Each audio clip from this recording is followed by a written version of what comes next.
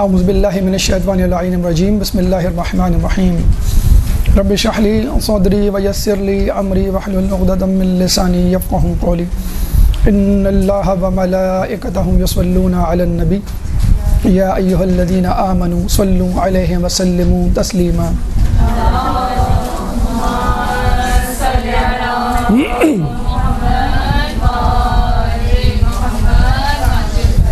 پچھلی نشست میں ہم نے معجزے کے حوالے سے آپ کے سامنے گفتگو کی، اس کی تعریف، اس کی مثالیں، غرض و غایت، اعتراضات اور ان کے جوابات۔ اب آج کی گفتگو ہم آل محمد کے صادق اور امام ششم امام جعفر صادق علیہ السلام اللہم صلی علی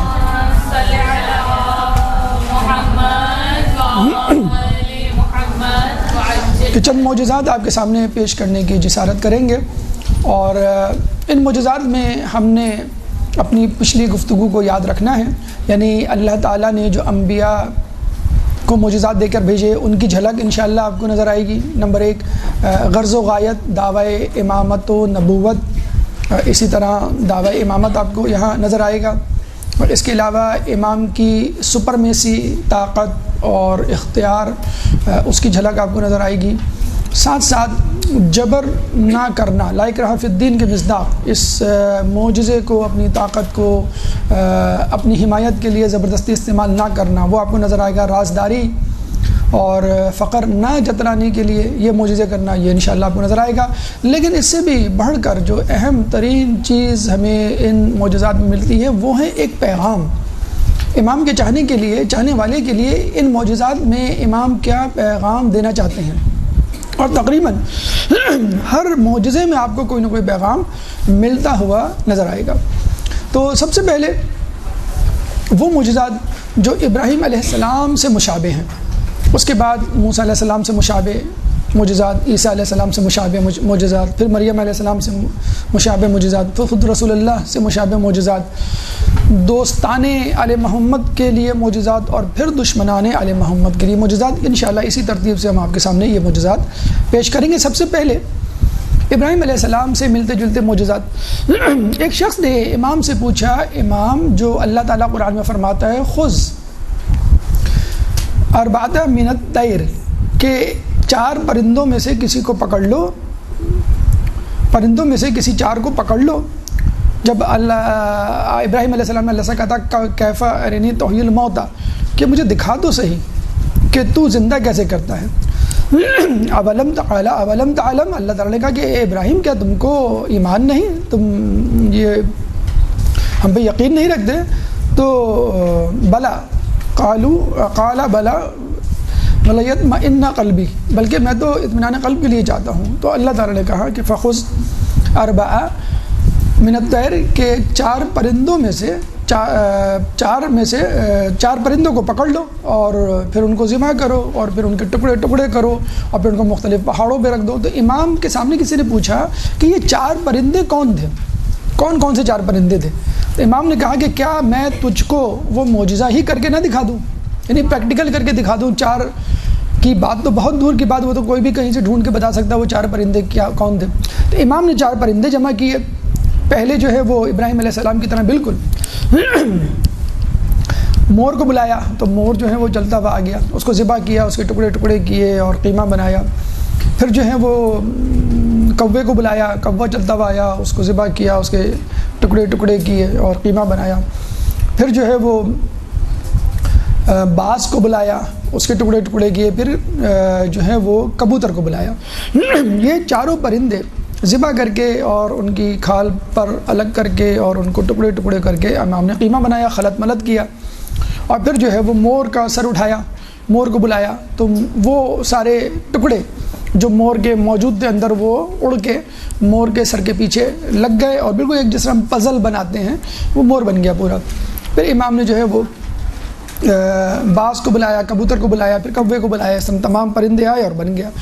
لیکن یہاں پہ جو ایک پیغام دینے کا وہ یہ کہ اللہ تعالیٰ کے سامنے ابراہیم علیہ السلام نے کہا تھا لیطمئن قلبی، میں جو ہوں اپنا اطمینان قلب چاہتا ہوں، یعنی اپنا ایمان جو ہے وہ بڑھانا چاہتا ہوں، کیف ارنی تحیی الموتیٰ، دیکھنا چاہتا ہوں کہ تو کیسے دوبارہ زندہ کرے گا۔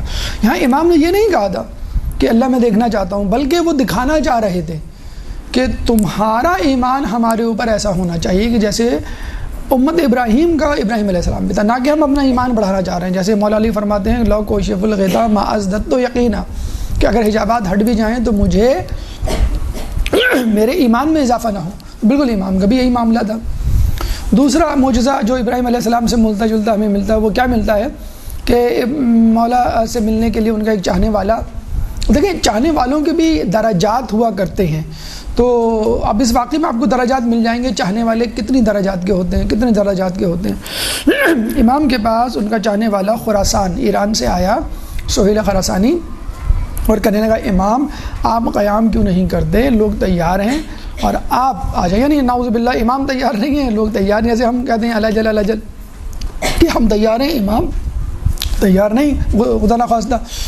تو امام نے کہا، امام نے انکار کیا، وہ اس نے اصرار کیا، اصرار کیا. تو امام نے کہا اپنی کنیز کو کہ تندور گرم کرو. تو تندور جو ہے وہ گرم کر دیا گیا، شعلے بھڑکنے لگے اور سفید دھواں اٹھنے لگا. جب مکمل طور پہ تندور جو ہے وہ گرم ہو گیا، جل گیا، تو امام نے سہیل خراسانی سے کہا کہ تم اس میں چھلانگ لگا دو.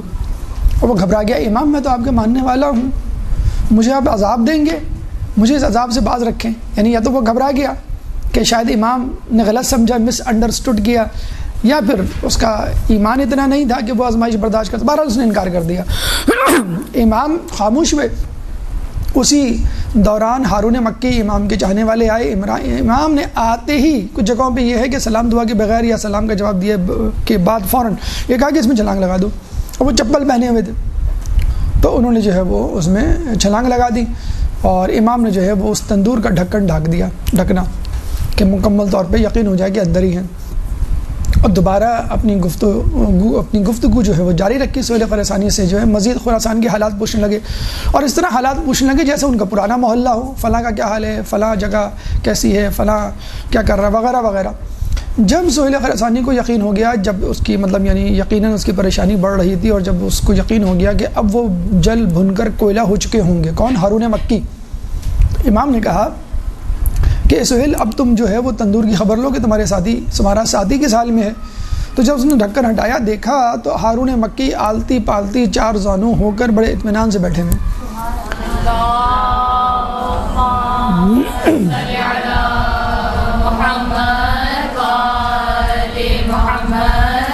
اب جو ہے وہ نکل کے باہر آئے سکون سے. تو امام نے فقط یہ جملہ کہا کہ اے خراسانی مجھے یہ بتا خراسان میں اس جیسے کتنے ہیں. اب وہ جسے کہتے ہیں کہ سمن بالکل خاموش اور گنگ ہو گیا، اور کہنے لگا یا امام حقیقتاً ایک بھی نہیں، ایک بھی ایسا نہیں ہے. تو امام نے کہا جب ایسے 5 ہو جائیں تو ہم قیام کر لیں گے. یعنی فقط 5 افراد درکار تھے امام کو. اگر 5 بھی ہو جاتے، کہتے ہیں روایتوں میں ملتا ہے کہ امام شیشم سے روایت ہے کہ رسول علی کی خلافت کی حمایت میں فقط 3 ہی لوگ تھے حقیقتاً. تو لوگوں نے پوچھا کون کون سے؟ انہوں نے کہا کہ سلیمان فارسی، ابو ذر غفاری، مقداد بن اسود، کسی جگہ عمار یاسر کا نام.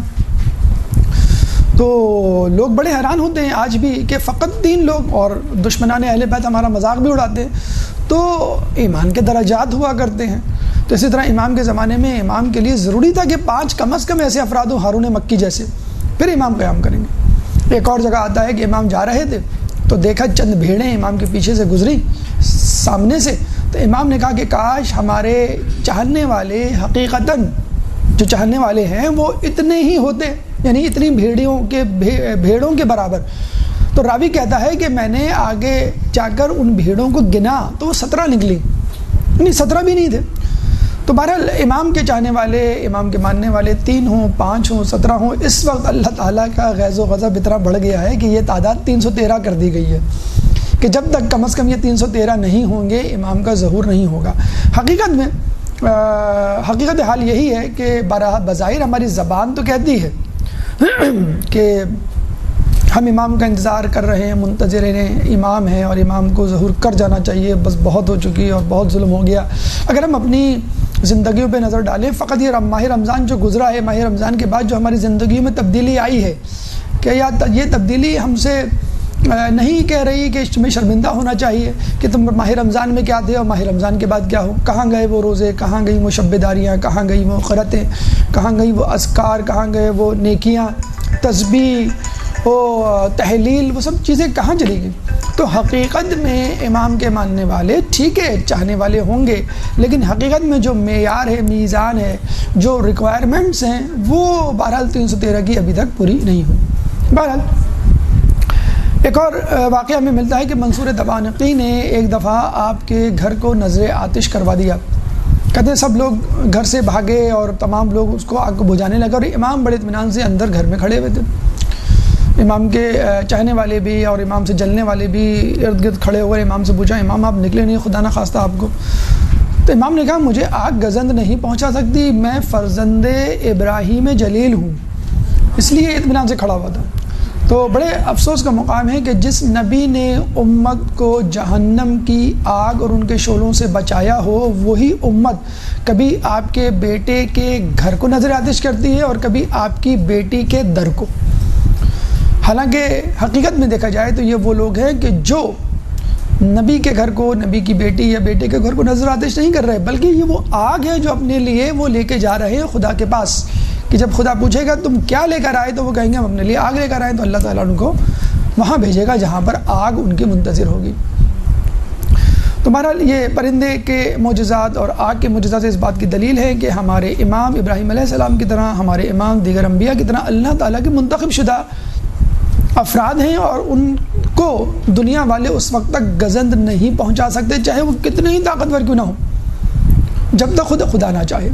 اور جب ہم دیکھتے ہیں جب زہر دینے کا وقت آیا, جب ان کو شہید کرنے کا وقت آیا, تو اللہ تعالیٰ کی مشیت اور مرضی کے الہے انہوں نے اپنے آپ کو سامنے پیش کر دیا کہ ٹھیک ہے اس وقت جو ہے وہ اپنے آپ جان کا نذرانہ پیش کرنے کا وقت آ گیا. اب آئیے وہ معجزات جو کہ موسیٰ علیہ السلام سے مثلا مشابہت رکھتے ہیں. کہتے ہیں کہ امام ایک دفعہ اپنے ساتھیوں کے ساتھ جا رہے تھے تو دیکھا صحرا میں لق و دق صحرا ہے اور پانی کا کہیں نام و نشان نہیں, کوئی نہر نہیں, کوئی سبزات, کوئی تالاب نہیں, کوئی جوہر نہیں, کوئی کنواں نہیں. امام نے پوچھا چاروں طرف دیکھو کیا تمہیں کچھ پانی کی سبیل نظر آتی ہے؟ تو لوگوں نے چاروں طرف نظر دوڑائی, انہیں کچھ بھی نظر نہیں آیا. تو امام ہمیں کچھ بھی نظر نہیں آتا. تو امام نے جو ہے وہ ہاتھ بلند کر کے دعا کی کہ اے وہ جو اپنے رب کا فرمان سنتا ہے, جو اپنے رب کے فرمان کی اطاعت کرتا ہے, ہمیں وہ کچھ دے جو تیرے پاس ہے. کہتے ہیں ایک دم سے کنواں نمودار ہوا, اس میں سے شیریں پانی نکلا, اور امام کے تمام اصحاب نے اس شیریں پانی کو پیا. اور ان میں سے ایک شخص نے کہا یا امام خدا کی قسم آپ مثل موسیٰ ہیں. موسیٰ علیہ السلام کے بارے میں جیسے ملتا ہے کہ فضرب بعصاک الحجر, کہ تم اپنا عصا پتھر پہ مارو, فانفجرت منہ اثنتا عشرۃ, تو جب انہوں نے عصا مارا تو اس میں سے 12 چشمے نکل پڑے. تو امام نے فقط دعا کی اور جو ہے وہ کنویں سے پانی نکل کھڑا ہوا. تیسرے مقام پر حضرت عیسیٰ علیہ السلام کے مثل کیا مثلا معجزات ہیں. کہتے ہیں کہ عورت اپنی بچی کے ساتھ بیٹھی ہوئی تھی, واویلا کر رہی تھی, سامنے ایک گائے تھی مری پڑی تھی. امام سامنے سے گزرے, اپنے اصحاب کے ساتھ کہنے لگے کیا ہوا؟ اس عورت نے کہا کہ میری ایک ہی گائے تھی جو میرا روزگار تھی اور گزر بسر کا ذریعہ تھی, وہی مر گئی. تو امام نے کہا اگر میں اس کو زندہ کر دوں تو تم خوش ہو جاؤ گی؟ تو اس نے کہا آپ مجھ سے مذاق نہ کریں. امام نے اس کو ٹھوکر ماری, اسی وقت وہ زندہ ہو کے کھڑی ہو گئی اور وہ حیران ہو گئی. اور عورت نے چیخ کے کہا خدا کی قسم آپ مثل عیسیٰ ہیں. جیسے عیسیٰ علیہ السلام قم باذن اللہ کہہ کے مردوں کو زندہ کر دیا کرتے تھے, آپ بھی زندہ کر دیتے.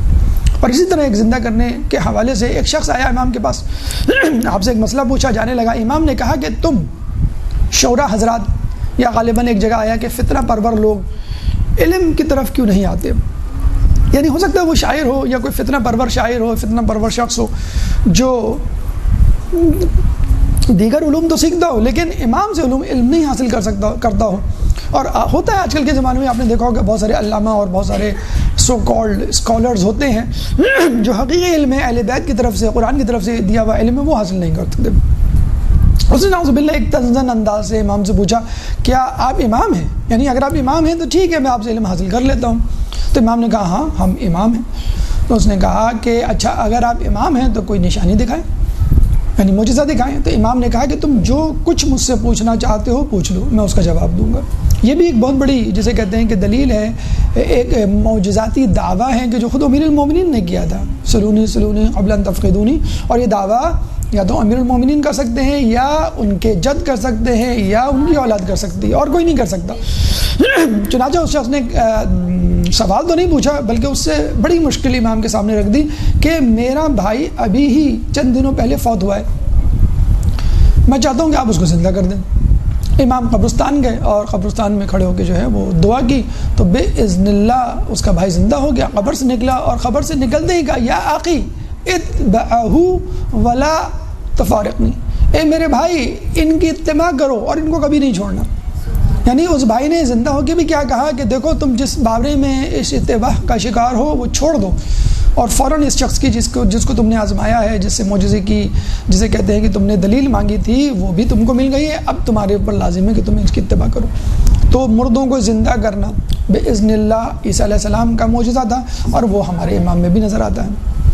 ایسا معجزہ یقیناً دوسرے معجزے جادو کی صورت میں تو نظر آ جائیں گے آپ کو، لیکن کسی مردے کو زندہ کرنا یہ یا تو نبی کا کام ہے یا پھر کسی امام کا کام ہے۔ مریم علیہ السلام جو کہ ماں تھی، مادر عیسیٰ تھی، ان سے کئی معجزات ہیں، ان سے ملتے جلتے معجزات امام کی زندگی میں ملتے ہیں۔ ایک دفعہ آپ کے پسر اور آپ کے بعد کے امام موسیٰ کاظم علیہ السلام، اللہم صلی علی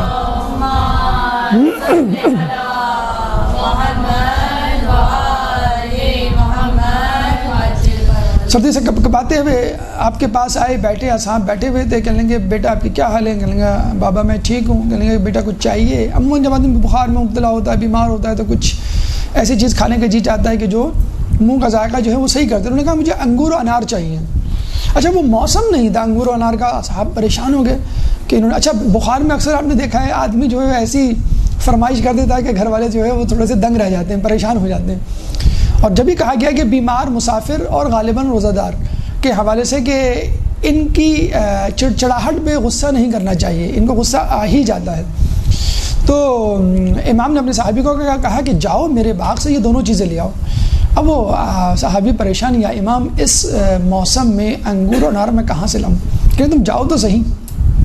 اب یہ گئے، اب ان کو معلوم نہیں کہ جب اللہ تعالیٰ جناب مریم کے لیے بے موسم کے پھل لا سکتا ہے، امام کے لیے نہیں لا سکتا، وہ تو نبی بھی نہیں تھی۔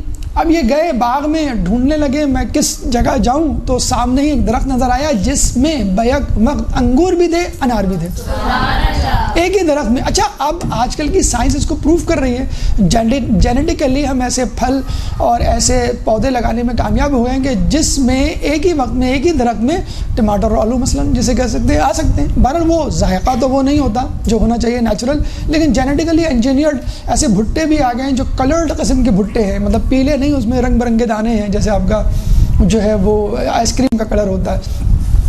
تو ایک ہی درخت پہ انار اور انگور وہ توڑ کے لے آئے۔ اچھا ہمیں ملتا بھی ہے جنت میں، جب انسان، آپ نے ماہ رمضان کے روزوں کے حوالے سے کسی ایک روزے کی اس میں تفصیل بھی ہے کہ 1000 شہر، پھر 1000 دسترخوان، پھر 1000 کھانے، پھر 1000 پھل۔ کہتے ہیں کہ جب انسان کوئی پھل جنت میں کھائے گا تو انتہائی لذیذ ذائقہ ہوگا آف کورس۔ جب وہ دوسرا لقمہ، دوسرا بائٹ کھائے گا تو پہلے والے ذائقے سے مختلف ذائقہ ہوگا، اور جب اس کا تیسرا لقمہ لے گا، تیسرا بائٹ کھائے گا تو وہ دوسرے سے مختلف اور شیرین تر ہوگا۔ تو ایک ہی پھل میں مختلف بائٹس میں مختلف ذائقے۔ تو یہ دونوں پھل لے کے آئے جو کہ معجزاتی طور پہ، اور غالباً اللہ تعالیٰ کی یہ حجت بھی ہے کہ قریب ترین مشاہدات اللہ تعالیٰ دکھا رہا ہے، اور وہ چیزیں جو ہیں وہ پوری بھی ہو رہی ہیں۔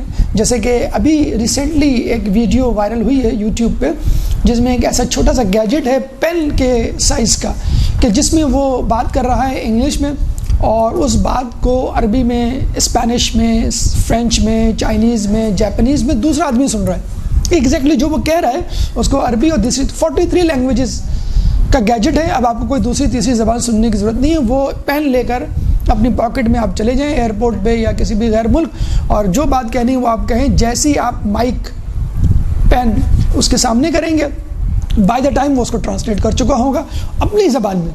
اچھا یہ معجزہ خود امام کے زمانے میں ہو چکا ہے کہ امام بیٹھے ہوئے تھے، اور امام کے کمرے میں مختلف ممالک سے آئے ہوئے لوگ براجمان تھے۔ اس میں جو ہے وہ ایک ہند سے آیا ہوا شخص تھا، ایک فارسی بولنے والا تھا، ایک جو ہے وہ یہودی تھا جو عبرانی بولتا تھا، سب بیٹھے ہوئے تھے. تو امام جو ہے وہ سوال کرتا ہے، امام جو ہے جواب دیتے. تو باہر نکل کے فارسی بولنے والے نے کہا کہ بھئی امام نے تو مجھے یہ اس طرح جواب دیا، تمہیں کیا دیا؟ کہنے لگے نہیں مجھے تو یہ جواب دیا ہے اور یہی جواب جو ہے وہ عبرانی میں ایسا دیا. ہندی نے کہا کہ نہیں مجھے یہ جواب ہندی میں اس طرح دیا ہے. تو امام ایک زبان بولتے تھے. یہ بھی بہت بڑا معجزہ ہے. ایک تو معجزہ یہ ہوتا ہے آپ نے عربی بولنے والے کے سامنے عربی میں بات کی، وہ چلا گیا، پھر فارسی بولنے والے سے فارسی میں بات کی. ایسا معجزہ تو ہمیں ملتا ہے کہ ترکی فوج تھی، ترکی والے سے ترکی میں بات کی، پھر عربی بولنے والے سے عربی. لیکن ایک زبان بولے اور ایٹ دا سیم ٹائم وہ زبان مختلف زبانوں میں ترجمہ ہو کے لوگوں تک پہنچی.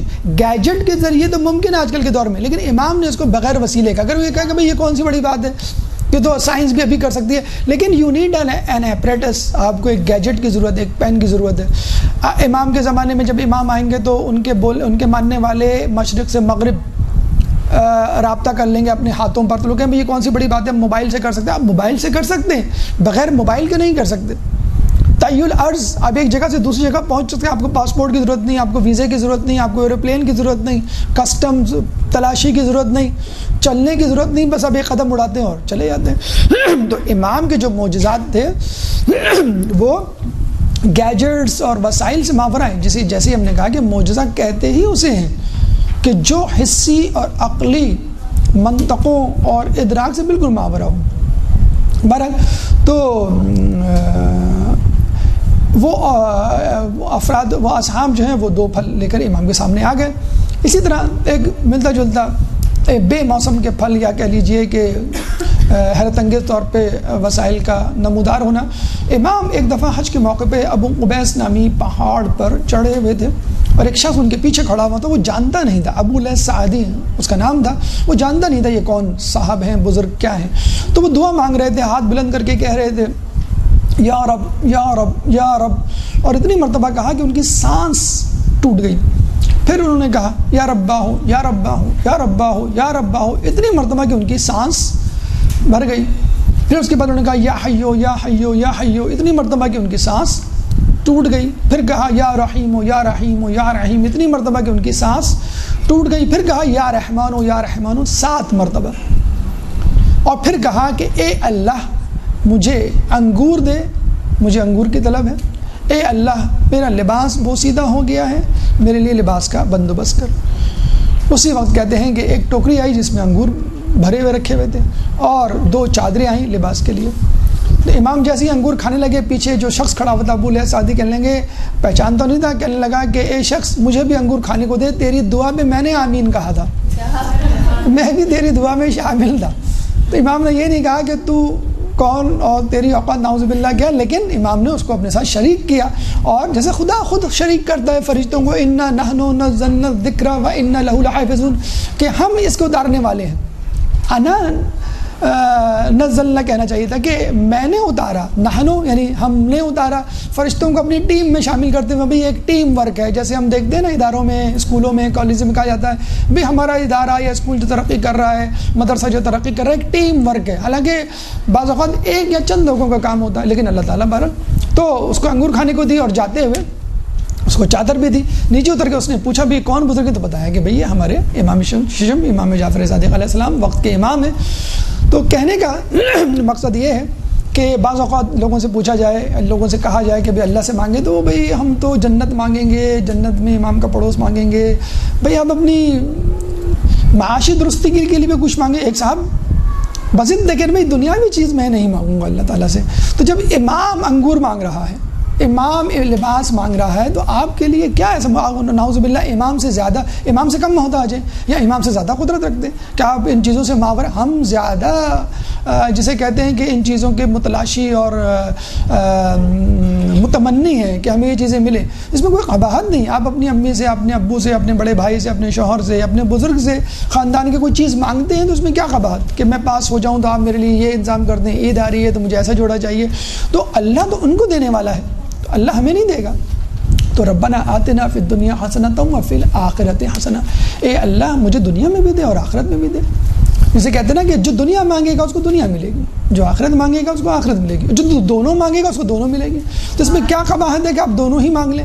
تاکہ ایمان میں کوئی سقم ہو، ایمان میں کوئی کمزوری ہو، تو اس وجہ سے بعض اوقات فقر کی وجہ سے آدمی کفر کے قریب پہنچ جاتا ہے. جیسے خود مولا علی فرماتے ہیں کہ اگر کفر کوئی شخص ہوتا، فقر کوئی شخص ہوتا تو میں اس کو قتل کر دیتا. تو دنیا مانگنے میں کوئی قباحت نہیں، اتنی دنیا کم از کم جو آپ کے ایمان کو بچانے میں ممدود و معاون ہو ضرور مانگنی چاہیے. بہرحال تو یہ ایک واقعہ ہوا امام کے ساتھ. اس کے علاوہ ایک واقعہ اور ہوتا ہے کہ امام جو ہے کوفے جاتے ہیں، ایک بنجر اور کھوکھلے تنے پہ وہ بیٹھ جاتے ہیں، وضو کرتے ہیں، نماز پڑھتے ہیں، پھر ایک طویل سجدہ کرتے ہیں جس میں 500 مرتبہ تسبیحات پڑھتے ہیں، پھر ٹیک لگا کے بیٹھ جاتے ہیں، پھر دعا مانگتے ہیں، پھر اپنے اصحاب سے فرماتے ہیں یہی وہ درخت تھا کہ جس کو ہلا کر مریم بنت عمران نے اپنے لیے خدا سے رزق تلاش کیا تھا اور کھجوریں گری تھی.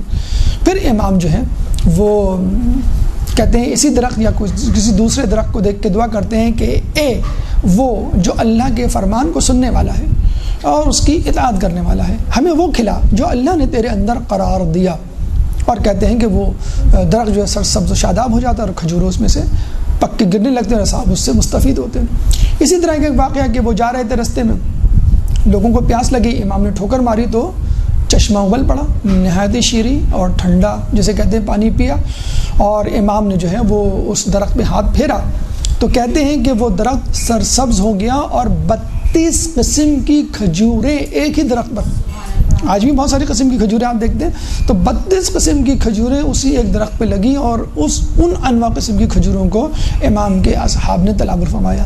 پھر اس کے بعد دوبارہ ہاتھ پھیرا تو وہ درخت دوبارہ جو ہے بنجر ہو گیا، اپنی اصلی حالت میں واپس چلا گیا.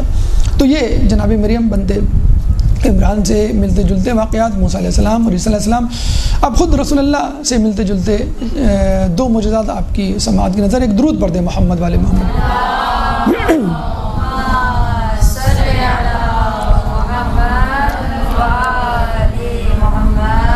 ایک دفعہ امام بازار سے گزر رہے تھے اپنے اصحاب کے ساتھ، ایک دم سے سواری سے اتر کر سجدے میں گر گئے.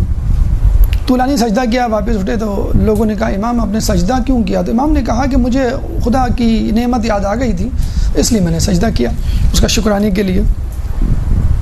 اچھا، اس قسم کے واقعات ہمیں رسول اللہ کے زمانے کے حوالے سے بھی ملتے ہیں کہ ایک دفعہ رسول اللہ راستے سے جا رہے تھے تو اونٹنی سے اتر کے سجدہ کیا، پھر بیٹھے، پھر تھوڑی دیر جا کے پھر اترے، پھر سجدہ کیا، پھر بیٹھے، پھر تھوڑی دیر آگے جا کے پھر سجدہ کیا، پھر تیسری، پھر چوتھی، پانچویں مرتبہ. تو لوگوں نے کہا آپ نے سجدے کیوں کیے اتنی بار بار مرتبہ، اور اتر کے یا کرنا تھا تو 5 ایک مرتبہ کر لیتے. تو انہوں نے کہا کہ نہیں، جب میں سجدے میں تھا تو اللہ تعالیٰ کی طرف سے وحی آئی کہ ہم نے جو ہے وہ ان لوگوں کو بخش دیا کہ جو تمہارے چاہنے والے ہیں، جو علی کے چاہنے والے ہیں. تو میں نے سجدہ کیا تو کچھ دیر کے بعد پھر وہی آئی کہ ہم نے ان کو بھی بخش دیا جو کہ شہزادی حضرت فاطمہ کے چاہنے والے ہیں. پھر تھوڑی دیر سواری آگے گئی تو مجھے کہا گیا کہ ہم نے ان کو بھی بخش دیا کہ جو امام حسن کے چاہنے والے ہیں. پھر تھوڑی دیر آگے سواری گئی تو وہی آئی کہ ہم نے ان کو بھی بخش دیا جو حسین کے چاہنے والے ہیں. 5ویں مرتبہ کا جملہ سننے کے قابل ہے کہ ہم نے ان لوگوں کو بھی بخش دیا جو ان تمام لوگوں کے چاہنے والے ہیں. ان تمام لوگوں کے چاہنے والوں کے چاہنے والے ہیں، یعنی ہمارے جو چاہنے والے ہیں ان کو بھی بخش دیا. ابھی تو ہم بڑے کمتر اور انڈر ایسٹیمیٹڈ لوگ نظر آتے ہیں، لوگوں کے سامنے بہت ہی توہین آمیز رویہ ہمارے حوالے سے اختیار کیا جاتا ہے. جتنے ہم پاک و پاکیزہ بنتے ہیں لوگ کہتے ہیں اتنے ہی بڑے کافر ہیں، اتنے ہی بڑے فاسق و فاجر ہیں.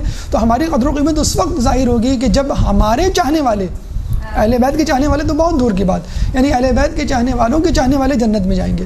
تو 5ویں مرتبہ سجدہ یوں کیا کہ میرے اہل بیت کے چاہنے والوں کے چاہنے والوں کو بھی اللہ نے بخش دیا. تو بالکل رسول اللہ کے مثل ہم دیکھتے ہیں کہ امام نے بھی سجدہ کیا. تو لوگوں نے کہا کہ امام وہ تو ٹھیک ہے، لیکن جسے کہتے ہیں نا اٹ لکس آکورڈ، کہ بڑا آکورڈ لگتا ہے کہ بازار میں آپ جا رہے ہیں ایک دم سے سجدے میں لوگ گزر رہے ہیں دیکھ رہے ہیں، کیا کہیں گے؟ تو امام نے کہا فکر نہ کرو، مجھے کسی نے نہیں دیکھا.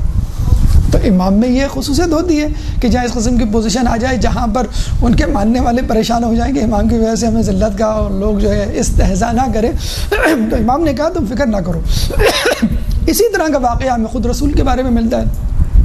ام جمیل ابو سفیان کی بیوی، جس میں سورہ لہب کے بارے میں جس کے بارے میں مذمت اور وعید آئی ہے، تو وہ اکثر رسول کو نعوذ باللہ ڈھونڈا کرتی تھی ان کی توہین کے لیے. تو دور سے وہ آتی ہوئی نظر آئی تو رسول اللہ نے کہا کہ ام جمیل آ رہی ہے، تو لوگ پریشان ہوئے، رسول ام جمیل آ رہی ہے، آپ کہیں چلے جائیں، چھپ جائیں، وہ آ کے بدتمیزی کرے گی، توہین کرے گی، تو کچھ کریں خدا را، کہیں گے تم فکر نہ کرو۔ تو خاموش ہو گئے رسول کی بات پہ کہ دیکھیں کچھ ہوتا ہے۔ وہ آئی، اس نے ادھر ادھر دیکھا، واپس چلی گئی، یعنی اس کو رسول نظر نہیں آئے۔ تو امام جب چاہیں اپنے آپ کو لوگوں کی نظروں سے اوجھل کر دیں، اور عین اسی وقت وہ دوسروں کو نظر آ رہے ہوں۔ یہ بھی عین ممکن ہے کہ منصور دوانقی نے ایک دفعہ امام شیشم کو بلایا اور کہا کہ دیکھو، اپنے جلاد کو حکم دیا کہ جیسی میں تالی بجاؤں تو سمجھ لینا کہ امام پہ تلوار کا وار کرنا ہے۔ کہتے ہیں امام جیسے داخل ہوئے، غلام کو منصور دوانقی نظر نہ آئے اور منصور کو جلاد نظر نہ آئے، اور دونوں ایک دوسرے کو ڈھونڈ رہے ہیں کہ کب مجھے جو ہے وہ حکم ملے، اور وہ کہہ رہا ہے کہ وہ مجھے جلاد نظر آئے تو میں تالی بجاؤں، اور امام بیٹھے کھڑے رہے، بات چیت کی اور واپس چلے گئے۔ منصور نے غصے سے کہا تو کہاں چلا گیا تھا؟ کہیں گے آپ کہیں چلے گئے تھے۔ تو پتہ چلا کہ دونوں ایک دوسرے کو نظر نہیں آئے۔ تو منصور دوانقی نے کہا خاموش، اگر تو نے کسی سے بھی امام کے اس معجزے کا تذکرہ کیا تو میں تیری گردن اڑا دوں گا۔ تو عین ممکن تھا کہ امام جو ہے وہ موجود ہوتے تھے اور لوگوں کو نظر نہیں آتے تھے۔ اسی طرح ہمیں ملتا ہے کہ ایک دفعہ رسول جو ہے وہ کسی کو خواب میں نظر آئے، اور رسول کھجوریں کھا رہے تھے، تو امام نے اس شخص نے رسول سے کہا رسول مجھے بھی دیجیے۔ رسول نے مٹھی بھر کے کھجوریں اس کے ہاتھ میں رکھی، وہ گھر لے گیا، گنی تو 18 تھی۔ دوسرے دن پتہ چلا کہ امام شیشم اسی محلے میں آئے ہوئے ہیں، وہ گیا آپ کی زیارت کے لیے، پتہ چلا کہ اتفاق سے وہ بھی کھجوریں کھا رہے ہیں۔ کہیں گے جس طرح رسول نے دی یہ بھی دیں گے، کہیں امام مجھے بھی کھلائیے۔ امام نے مٹھی بھر کے کھجوریں دیں، اس نے گننا شروع کیا 18۔ کہیں امام کچھ اور دیجیے، کہیں گے اگر رسول نے زیادہ دی ہوتی اس سے تو میں بھی تجھ کو اس سے زیادہ دیتا۔ اسی طرح میں بہت سارے واقعات میں دوستان امام اور دشمنان امام دونوں کے رویوں اور ان کو سبق سکھانے یا ان کی مدد کے حوالے سے واقعات ملتے ہیں۔ چند معجزات جلدی جلدی آپ کی سماعت کی نظر، پھر اپنی گفتگو کا اختتام ایک درود پڑھ دیجیے محمد والے محمد۔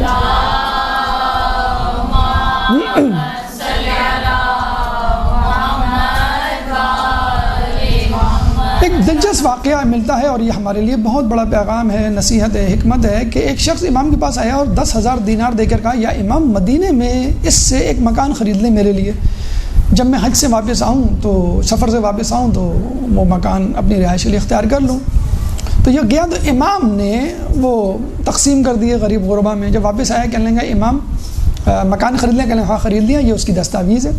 جو دستاویز اس نے ڈاکیومنٹ پڑھا تو اس میں لکھا ہوا تھا ہم نے تیرے لیے مکان جنت الفردوس میں خرید لیا، جس کی ایک سرحد رسول کے مکان سے، دوسری دیوار علی کے مکان سے، تیسری دیوار امام حسن کے مکان سے، اور چوتھی دیوار حسین کے مکان سے۔ اچھا ہم ہوتے تو کہتے امام وہ تو ہوتا رہے گا، لیکن اگر آپ یہ کر دیتے تو وہ خاموشی سے وہ دستاویز لے کے چلا گیا اور اپنے گھر والوں کو وصیت کی کہ قبر میں میری یہ رکھ دینا کفن کے ساتھ۔ جب رکھا انہوں نے، اور اکثر آپ نے دیکھا ہوگا دفنانے کے بعد اکثر 3 دن 10 دن 40 دن تک لوگ جاتے ہیں قرآن خوانی کے لیے، دوسرے دن جب مکان اس کے گھر والے گئے تو اس کی قبر کے اوپر ایک رقعہ پڑا ہوا تھا، اس رقعے میں لکھا ہوا تھا جعفر ابن محمد نے اپنا وعدہ پورا کر دیا۔ یعنی اس نے قبر میں جاتے ہی اپنے اس مکان کو دیکھ لیا جو امام جعفر نے اس کے لیے جنت الفردوس میں خریدا تھا۔ تو کہنے کا مقصد یہ کہ امام جو ہے اپنے چاہنے والوں کے لیے یہ پیغام دینا چاہتے تھے اگر ہم چاہیں تو تمہارے لیے دنیا میں بہت کچھ کر دیں لیکن آخرت میں نہیں ہوگا۔ کہتے ہیں کہ امام سے باتیں ہو رہی تھیں اور شیعوں کے معاشی مشکلات کا تذکرہ ہوتا، امام نے ایک ٹھوکر ماری تو سونا نظر آیا ہے۔ امام نے اٹھائی ایک اینٹ اس میں سے دی اور کہا کہ اور اندر جھانک کے دیکھو، انہوں نے جھانک کے دیکھا تو سونے کے ڈھیر۔ تو بہت ہی تعصب آمیز لہجے میں کہا یا امام آپ کے پاس اتنے وسائل سونا چاندی اور آپ کے شیعہ اتنے محتاج، کہنے لگے اللہ تعالیٰ ان قریب ہمارے شیعوں کے لیے آخرت اور دنیا کی نعمتوں کو جمع کر دے گا اور ان قریب ان کو جنت النعیم میں داخل کرے گا۔ یہاں 2 پیغام امام نے دیے، ایک وقت وہ بھی آئے گا، جنت تو ملے گی یقیناً، لیکن ایک وقت وہ بھی آئے گا خود اس دنیا میں مکمل دنیا ان کے تصرف میں ہوگی اور جنت بھی، یعنی دونوں مل جائیں گے۔ کب ہوگا؟ امام زمانہ عجل اللہ تعالیٰ فرجہ کا وقت۔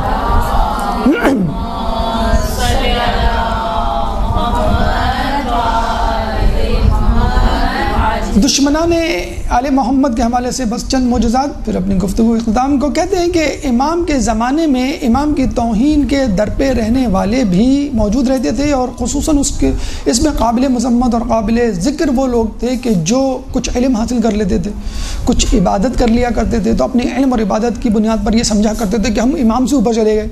تو امام ہی کا ایک شاگرد جو اپنے آپ کو امام سے بہتر گنوایا کرتا تھا اور امام کے مسائل کو اپنے مسائل بنا کر پیش کرتا تھا، اس نے کہا کہ چلو امام سے چند پیچیدہ سوال پوچھتے ہیں تاکہ امام کو شرمندہ کرے۔ کہتے ہیں وہ اپنے حواریوں کے ساتھ امام کے سامنے آ کے بیٹھا، تو امام نے پہلا جملہ یہ کہا کہ کیا تو نے آنے سے پہلے اپنے دوستوں کو یہ نہیں کہا تھا کہ چلو امام سے کچھ مشکل سوالات پوچھتے ہیں تاکہ امام کو شرمندہ کرے؟ کہنے لگا یقیناً امام میں نے کہا تھا۔ اس کے بعد اس کی زبان نہ ہلی کوئی مسئلہ پوچھنے کے لیے، اور خاموشی سے وہ واپس آ گیا۔ اسی طرح امام کے دور میں کچھ صوفی حضرات تھے، عبادت گزار، جو لوگوں کو اپنی عبادت سے متوجہ کیا کرتے تھے اور سمجھا کرتے تھے کہ ہم امام سے زیادہ عبادت کرنے والے ہیں۔ ایک دفعہ امام جا رہے تھے، وہ بھی شامل تھے، اور انہوں نے کہا کہ اپنے تئیں یہ سمجھا کہ بھئی ہم امام سے زیادہ عبادت کرنے والے ہیں، ہمیں آگے چلنا چاہیے۔ حالانکہ منع ہے کسی بزرگ اور کسی مرتبے والی شخصیت کے آگے چلنا۔ اب وہ دونوں افراد، تاریخ میں ان لوگوں کے نام بھی درج ہیں، وہ دونوں افراد آگے چل رہے تھے صوفی۔ تو اب دیکھیے ایک جگہ ایسی آئی جہاں جنگل شروع ہوا، جیسے جنگل شروع ہوا شیر سامنے آگے کھڑا ہو گیا۔ اب وہ دونوں پریشان کہ ہم کیسے آگے جائیں تو یہ شیر ہمیں چیٹ پڑ کھائے گا، اور یہ خاموشی سے امام کا انتظار، یوں سمجھ لیے امام کا استقبال کرنے کے لیے کھڑے ہو گئے۔ اب امام آئے تو وہ انہوں نے کہا کہ دیکھتے ہیں امام کیا کرتے ہیں۔ امام خاموشی سے شیر کے پاس گئے اور کان سے پکڑ کر شیر کو کنارے پہ کر دیا اور کہا کہ اب چلو۔ تو امام کو شرمندہ کرنے والے خود امام کے سامنے، جسے کہتے ہیں شرمندہ۔ کہتے ہیں ایک دفعہ امام نے جب ایک کھوکھلے تنے والے کھجور کو ہلایا اور اس میں سے کھجوریں گری، تو بجائے اس کے کہ امام کے معجزے کا معترف ہوتے، کچھ لوگ ان میں سے ایک شخص چلایا کہ تم تو بہت بڑے جادوگر ہو۔ تو امام نے اس کو بد دعا دی اور کہتے ہیں کہ وہ کتے کی شکل کا ہو گیا، مسخ ہو گیا۔ یہ دنیا میں ملتا ہے، بنی اسرائیل کی قوم بندر کی شکل مسخ ہو گئی تھی، اصحاب الراس جنہیں کہتے ہیں۔ تو یہ کتے کی شکل، اب یہ کتے کی شکل بن کر بھونکتا ہوا اپنے گھر واپس گیا۔ اب گھر والوں نے کیا کیا ہوگا؟ گھر والوں کے پاس اگر بغیر بٹوے اور بغیر پیسے کے ہی چلے جائیں تو گھر والے باتیں سنا دیتے۔ گھر والوں نے ڈنڈے مار مار کے اس کو نکال دیا۔ وہ پھر آتا ہے بھونکتے ہوئے کہتا ہے ارے بھائی میں تمہارا شوہر ہوں، ارے میں تمہارا باپ ہوں، ارے میں تمہارا بھائی، وغیرہ وغیرہ، اور وہ جو لوگ سنتے نہیں، پھر ڈنڈے مار کے نکال دیا۔ پھر وہ آیا امام کے قدموں میں لوٹنے لگا، وہ کتا یعنی وہ شخص، کہ امام میں آپ جو ہوں شرمندہ ہوں۔ امام نے کہا اب تو میرے پہ ایمان لاتا ہے؟ تو کہنے لگا امام میں آپ پہ ہزار مرتبہ ایمان لایا، مگر خدا را مجھ کو اپنی اصل شکل میں کر دیں۔ تو امام جو ہے ان لوگوں کے ساتھ یہ حشر بھی کیا کرتے تھے۔ ایک شخص ابو بصیر کو جاتے ہوئے دیکھتا ہے۔ ابو بصیر نابینا صحابی تھے، وہ جا رہے تھے ایک آدمی کے سہارے لکڑی سے رستہ تلاش کرتے ہوئے۔ کہنے کہاں جا رہے ہو؟ کہنے اپنے امام کے پاس۔ تو نعوذ باللہ اس شخص نے طنز کرتے ہوئے کیا کہا کہ ایک اندھا دوسرے اندھے کے پاس جا رہا ہے۔ ابو بصیر جو ہے وہ روتے ہوئے امام کے پاس آئے۔ امام بخدا اس نے ایسا جملہ کہا ہے میرا دل رو رہا ہے۔ کہنے لگا تم فکر نہ کرو، اللہ نے تم کو بینا کر دیا ہے اور اس کو نابینا کر دیا ہے۔ امام نے جیسے یہ جملہ ادا کیا ابو بصیر کی آنکھیں آ گئی اور کہا ابو بصیر اب تم ہر وہ چیز دیکھو گے جو تمہارے لیے ضروری ہوگی۔ ابو بصیر باہر جاتے ہیں، ان کو رستہ نظر آتا ہے، تو وہ رستہ دکھانے والے وہ جو شخص جس کے سہارے آئے تو اس کو واپس بھیج دیتے ہیں اور سب سے پہلے اس کے گھر جاتے ہیں۔ پتہ چلا کہ وہ شخص نابینا ہو چکا ہے۔ کچھ دنوں کے بعد اس کا مال و دولت لٹ جاتا ہے، پھر وہ فقیر بن جاتا ہے، اور پھر رستے میں ایک دفعہ نظر آتا ہے بھیک مانگتے ہوئے اور لوگوں کو دہائی دیتے ہوئے اور نصیحت کرتے ہوئے کہ اے لوگوں کبھی کسی کا مذاق نہیں اڑانا۔ تو یہ وہ دشمنان دین تھے، دشمنان آل محمد تھے کہ جنہوں نے امام کا اور رسول اللہ کی آل کا مذاق اڑایا۔ وہ اپنے کافر کردار تک پہنچے۔ امام اگر چاہتے تو ان معجزات کو اپنی طاقت، اختیار، استبداد، حکمرانی کے لیے استعمال کر سکتے تھے، لیکن وہی کہ نہ اللہ کے رسولوں نے، اللہ کے انبیاء نے ایسا کیا کہ اپنی طاقت کو اپنی حمایت کے لیے استعمال کیا، نہ ائمہ نے کبھی کیا۔ ہاں جس نے تہ دل سے ان پر ایمان لانے کے لیے جو ہے سبقت کی، امام نے ان کو جنت کی خوشخبری دی، اور تمام تر طاقت اختیار ہونے کے باوجود امام کو اور ان کے ماننے والوں کو ان آزمائشوں سے گزرنا پڑا جو اس سے پہلے انبیاء کے ساتھ ہوا۔ ورنہ اللہ تعالیٰ چاہتا تو طاقت اختیار دے کے مولا علی کو جو معجزات دیے ہوئے تھے ان میں سے کسی بھی معجزے کا اظہار کر کے وہ اپنی خلافت حاصل کر سکتے تھے۔ امام حسین فرشتوں کی کمک کو استعمال کر کے کربلا میں فتح حاصل کر سکتے تھے، بلکہ ابھی بھی امام وقت کا امام اگر چاہے تو وہ ہمارے بہت سے مسائل یکسر حل کر سکتے ہیں، خوشحال کر سکتے ہیں، لیکن یہ ایک آزمائش ہے ہمارے لیے اور عذاب کا ذریعہ ہے ہمارے دشمنوں کے لیے، امام کے دشمنوں کے لیے۔ اللہ تعالیٰ سے دعا ہے کہ جو کچھ پڑھا اور سنا اس پہ عمل کرنے کی توفیق عطا فرما، ائمہ کی تعلیمات پر عمل کرنے کی توفیق عطا فرما، جو پریشان حال ہیں ان کی پریشانی کو دور فرما، جو بے روزگار ہیں ان کو رزق حلال عطا فرما، جو بیمار ہیں ان کو شفاء کلی عطا فرما، جو زندان میں ہیں ان کو رہائی عطا فرما، جو مقروض ہیں ان کے قرضے عطا فرما، جو رشتوں کے انتظار میں ان کے لیے بہتر رشتوں کا انتظام فرما، مسلمان جہاں جہاں ظلم و ستم کا شکار ہیں ان کے ظلم و ستم کو دور فرما، امام کے ظہور میں تعجیل فرما، ہمیں ان کے انصار و اعوان میں شامل فرما۔ ربنا تقبل منا انک انت السمیع العلیم وتب علینا انک انت التواب الرحیم۔ برحمتک یا ارحم الراحمین وصلی اللہ علی محمد وآلہ الطاہرین۔